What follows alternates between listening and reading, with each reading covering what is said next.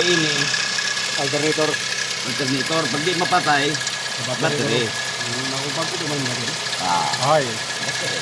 Battery sila. Goods man ako. Bekarga sa alternator ito kanan di mapatay. Ito hindi sa mga ipatana sa alternator. Magkano kayo? Yan ay dinamo ko ng power. May kailangan sa nimo alternator. Ha, sa alternator ano. Yan, hanapin. Nga di sa ubos.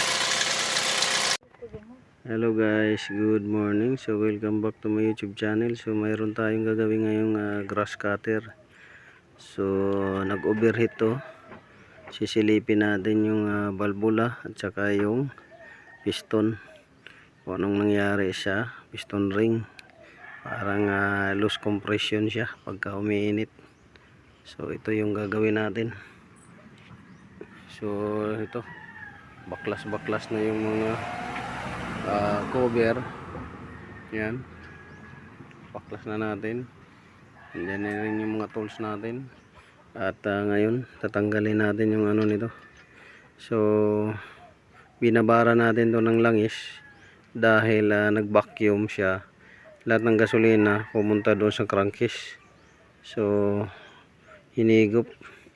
So isa rin nating titingnan itong carburetor niya kung bakit hindi umandar, binabacuum pa rin niya yung gasolina.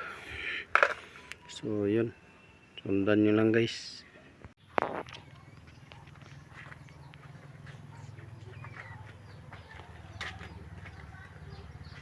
Tingnan sila ate.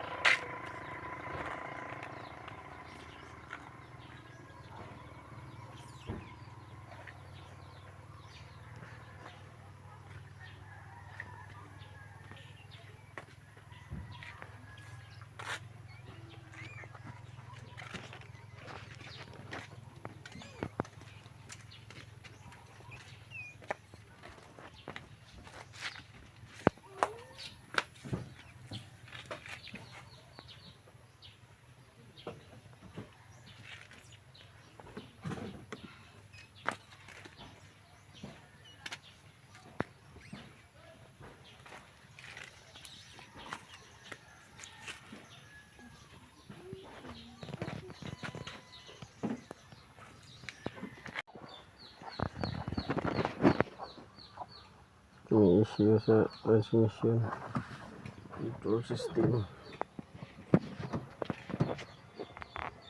So ang available lang na ano nito gear ay 246. Wala yung 1357.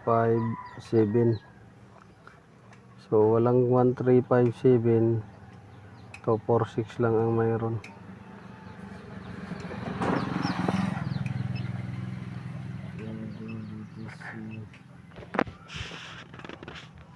Transmission control permanent.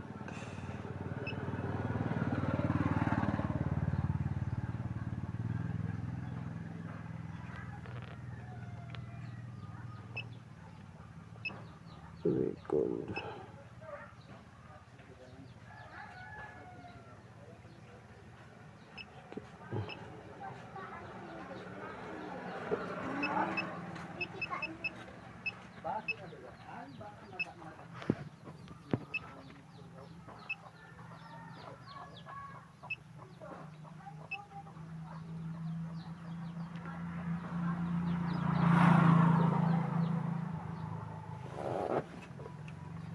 Pajero 700.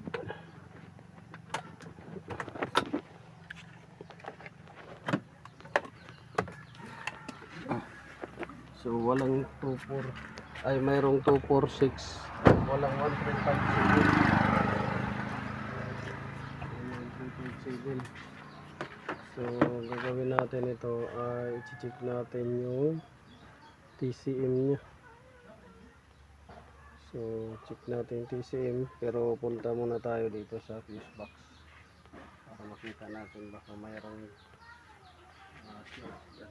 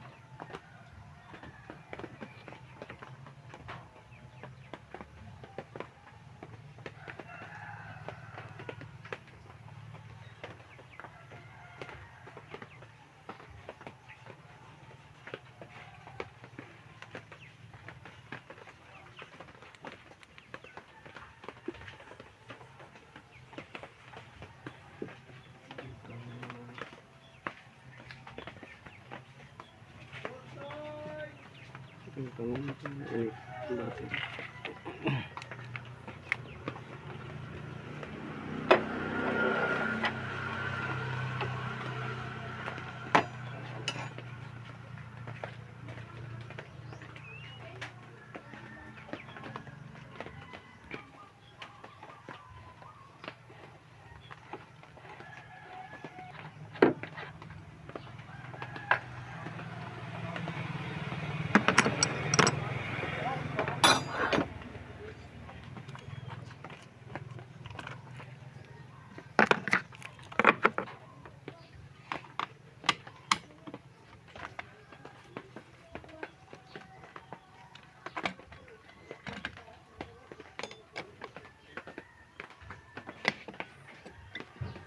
Asin. Yung asin niya?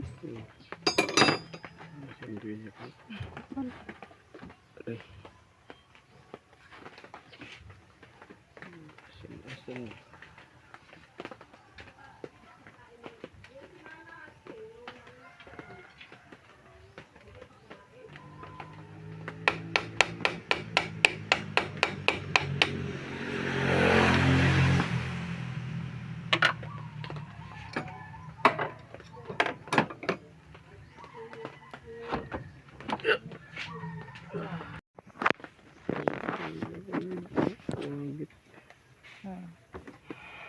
Si video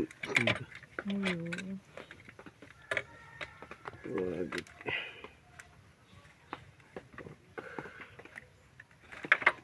Flashlight pa.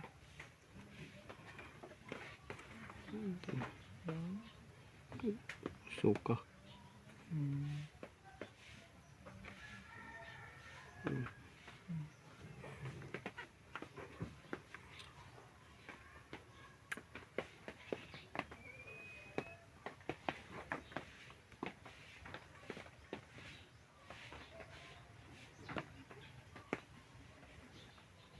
Meron dito mura mag-repair na.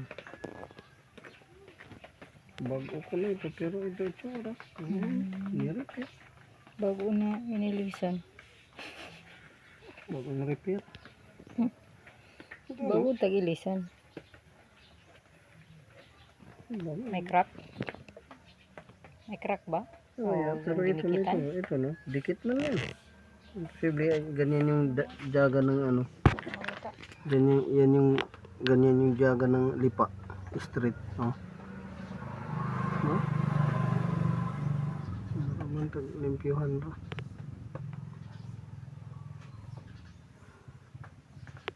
Buo ni mo doon. Ang din banda. Daw man mo yun.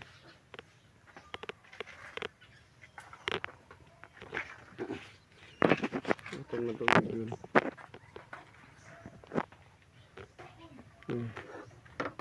Module niya. Solar.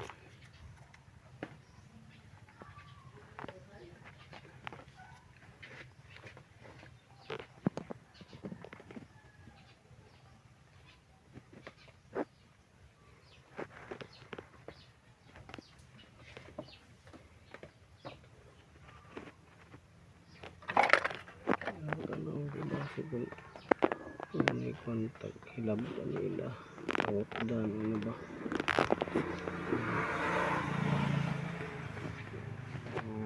magtungan idungan ni dahil dugtong na green Kasi yun. wire daw dito dahil green daw dito magtungan daw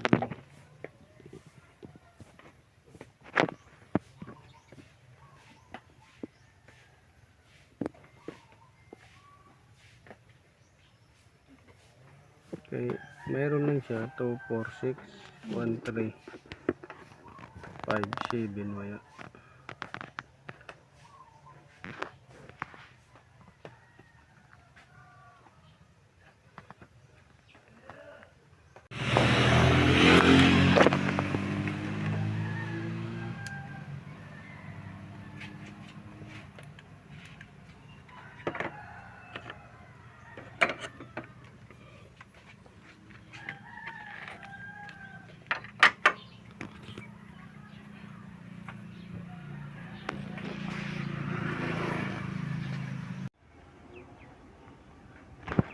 So yun guys, chine-check natin ngayon yung wiring harness kung may mga ngat-ngat ng daga or kagat ng daga or putol or mga pigtas or mga sunog.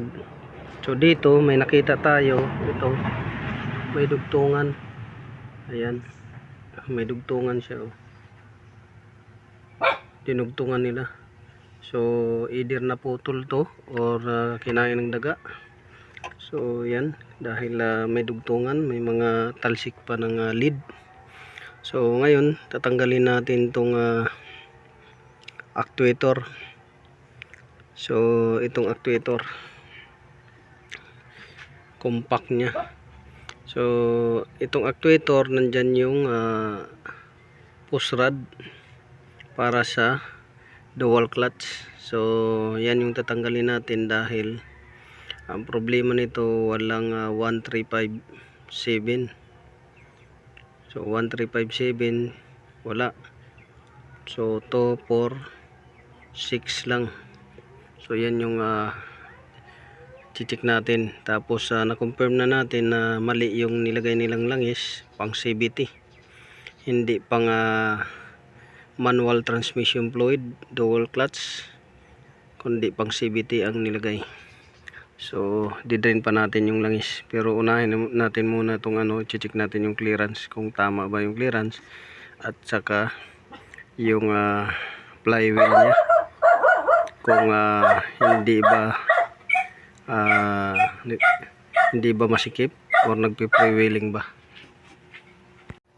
So ayun guys, so atin na natanggal yung mga harness at na-check natin na isa lang yung may dugtungan. So ngayon i-check natin yung clutches nya. Dapat yan guys nagpe-freewheeling. So freewheeling dapat. So ngayon i-check natin yung harness. Susungkitin natin yung harness, ay i-check natin yung dual clutch nya. Harness, yung dual clutch pala ang i-check natin dahil tapos na yung harness. May nakita tayo sa dugtungan mga harness. So yun lang nakita natin. at saka korosyon sa mga sakit connector. So dito sinusungkit natin to, dapat pre-wheeling to guys, hindi to matigas itong clutch, dapat umiikot to pre-wheeling. Pagka ito matigas, meaning sobrado yung higpit nito, sobrado yung diin, ayan, di maikot. Hindi siya maikot guys, hindi siya nagpi-pre-wheeling. So walang pre-wheeling, ayan o, tigas. So naka neutral na yan, dapat is malambot yan. Ayan o, neutral na. Neutral, dapat malambot na yan. Kahit ilagay natin sa park, ganun pa rin, ayaw pa rin. So mayroon kaagad siyang problema dyan. Bukod sa may problema sa langis, mali yung nilagay na langis, CVT, may problema pa talaga sa mechanical niya. Tapos may problema pa sa wire, sa dugtungan. So yan yung ano nakita natin. Ngayon babaklasin natin to para makita rin kung may problema tong actuator. So ito guys, natanggal na natin yung actuator nya. So ang tawag nito na actuator ay dual clutch cylinder actuator. So dual clutch cylinder actuator. So dalawa ang ano nito, motor, isa dito, isa dito. So may harness to siya. So ito yung nagre-release ng dual clutch. So ngayon titingnan natin kung gaano ka layo yung ano nito, clearance. So dapat dito ang clearance dito ay 71 mm, dito 6.5 mm. So dito 71, dito 6.5 mm. So yun yung clearance niya. So sukatin natin kung pasok ba siya. So yung 71 guys, dito sa ano natin, electronic burner caliper, yan. So lobat to, yan, lobat, ayaw mag-on. So ang gagamitin natin ay itong manual na lang. So yan yung 71, ilalagay natin dito, tutusok natin. So kita mo yan, malayo siya. So dapat umabot siya dito, dito umabot, dapat umabot yan dito, dito. So kita mo malayo yung 71, ano, malayo. So yan yung ano, yan yung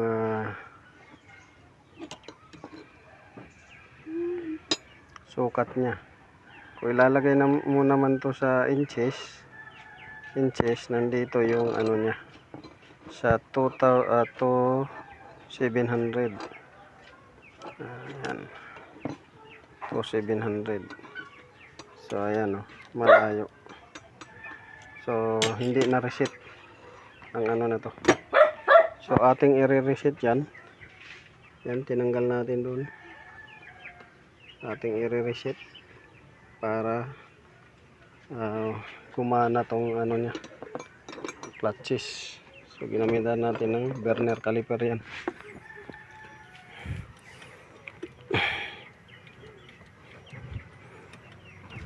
So ang nangyari ay tukod siya, tukod. Ayan o, matigas pa rin, tukod ang actuator rod. Tapos itong transmission tukod din. So dapat to may ano to dapat to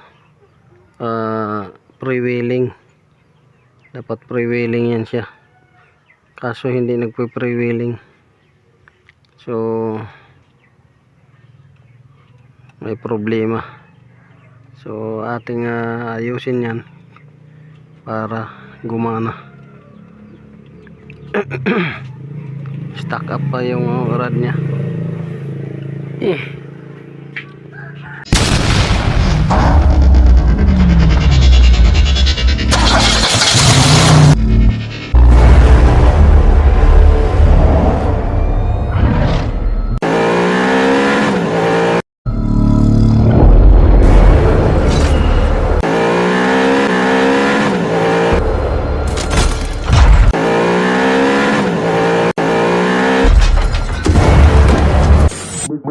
Make